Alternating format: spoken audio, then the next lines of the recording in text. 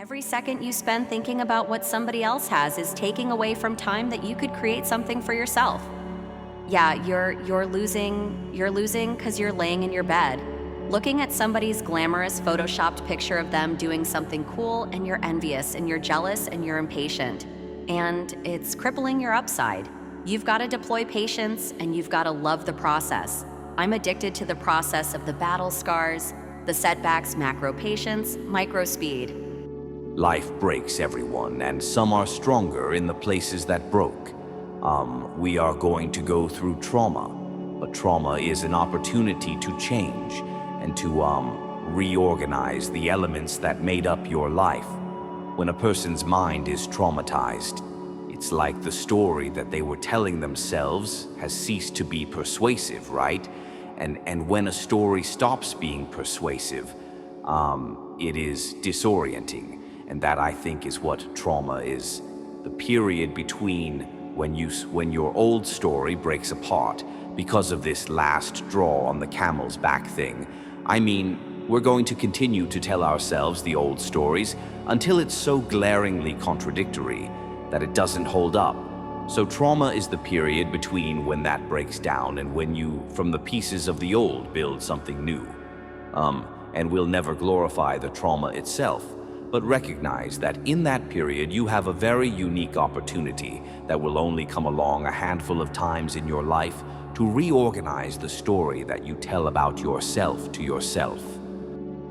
Reticular activation system and our ability to rationalize our behavior is so pervasive and so powerful that our brains will rationalize almost anything that it thinks is in its best interest. So if a person gets to a point where they have become addicted to the laziness, what typically is going to happen is their reticular activation system is going to activate in such a way where they're going to justify the laziness. And what's really psycho about this, and super scary, this is scary to me because I've seen this happen to friends of mine, is that they rationalize the laziness with a set of lies to themselves, or like half-truths.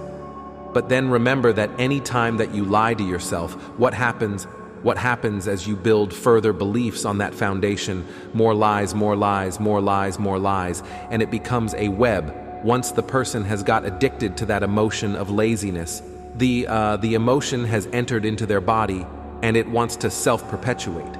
So once that person gets in that emotion that they want to sustain it, they desperately want to sustain it, they will typically not come out of it, and actually they become lost.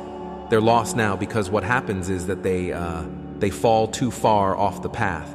And so there's been too much rationalization, too much lying to themselves about why they're doing it, that the only way, oh, and by the way, and this is further sustaining that addiction to the lazy emotions, the only way that they can come back is if they're forced out of it. Something forces them out of it, where it's just too painful to preserve the laziness and to preserve the lies that they would have to come out of it.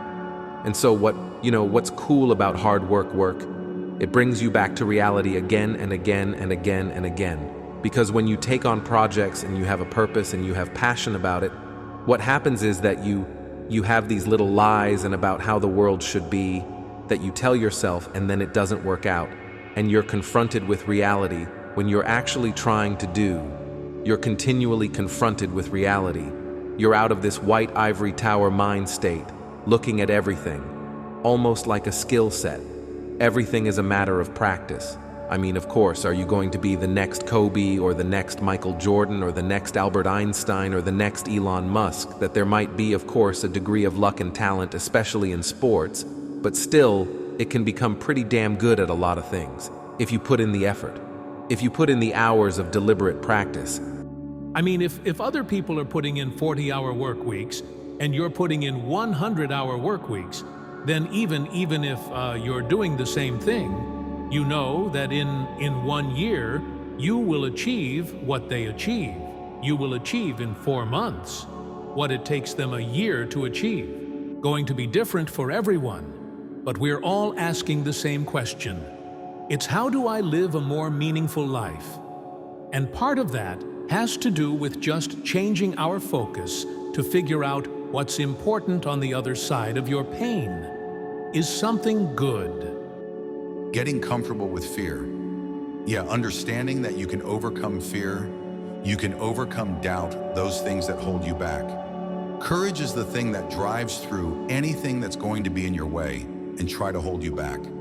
Courage is the thing that should be the driving factor to get you through whatever that is. You know, growing your tolerance for risk and understanding that failure is part of that process. Mistakes are part of that process. If you're not making mistakes, you're not moving forward. So in order for you to have that kind of mindset to learn, you got to test different things. You got to go, test and pivot, and things are going to happen. Like, you need to have coverage to try new things. Work, that's the answer to all these questions. Learn things, do stuff, try to sell, learn how to make money work. So how do I do it? How do I turn my dreams into reality? What's the first thing anyone does before they start their day? You wake up. The life you dream to live is hidden within the choices you avoid every day.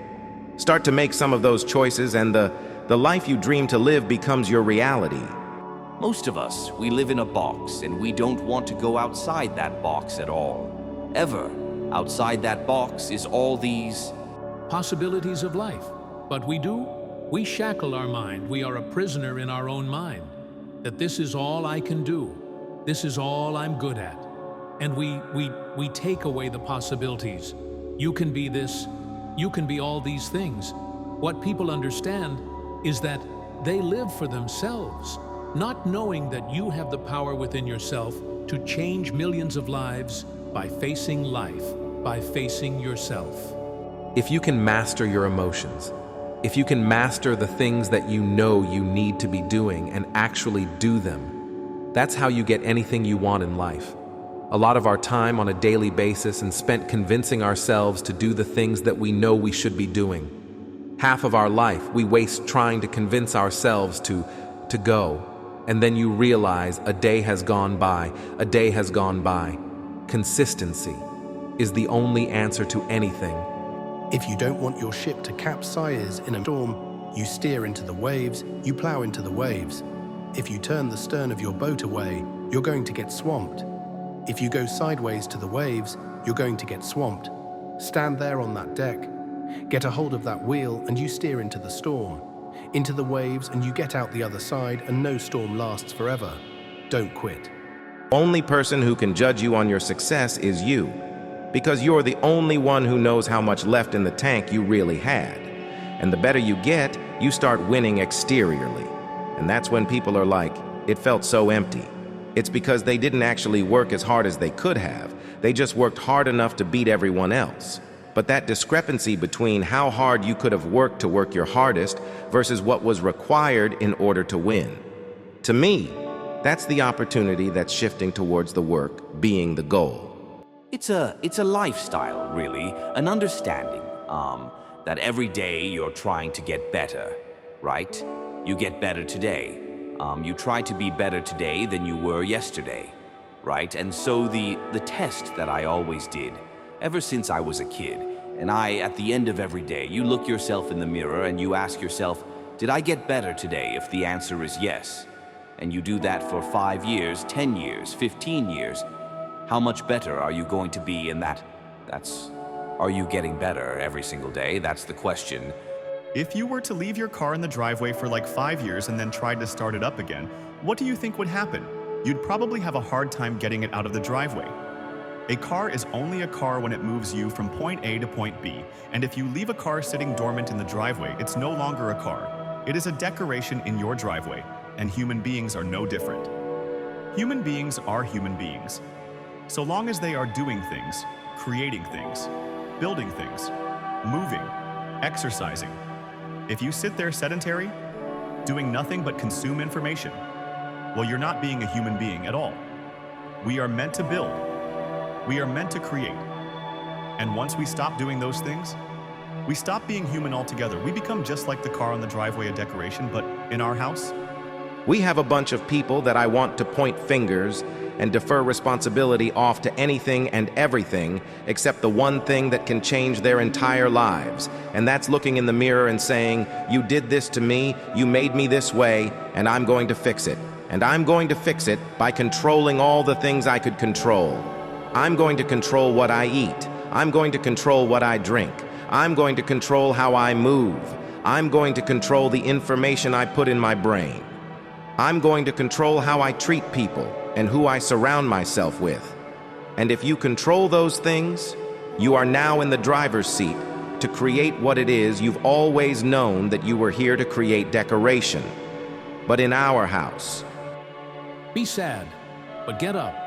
You can't stay stuck forever if there was ever a time to turn things around. It's now. Stop waiting for things to feel normal again. You need to be the one to take the first step. Put in the effort. Make the decision today, because the only person that can save you is you. In life, people emulate the end result, not the process. The end result is what they see, and they emulate that. But Kobe scored that 61 that day. He was practicing practice his whole life. Are you willing to put in that sort of commitment? Are you willing to practice the whole life? Yeah, sure you want to be on the jet and all that. But do you want to put in that work? That's what it takes for something great. That amount of time, that level of commitment. We try so hard in our lives to fit in. We try to fit into certain groups, among certain friends. Yet the people we idolize are the ones that stand out. But when you're prepared, there is no fear. There is no fear of failure. Okay? Because even if you've walked out of something and feel like you failed at it, your preparation is so strong that you're going to take that failure and turn it into the outcome you desire. And most people stop at failure. Okay? We've all failed at things. I'm going to continue to fail at stuff, right? It's the most powerful tool you can use. It's that drive inside of you. Okay? It's what we talk about, the dark side. The dark side is filled with failure, but it's the fuel that burns you. Like something that's never burned inside you before. Privilege of a lifetime is being who you are. I don't care what you have to say about me. This is who I am. The good and the bad, the mess, the beauty, the joy. The privilege of a lifetime is being who you are.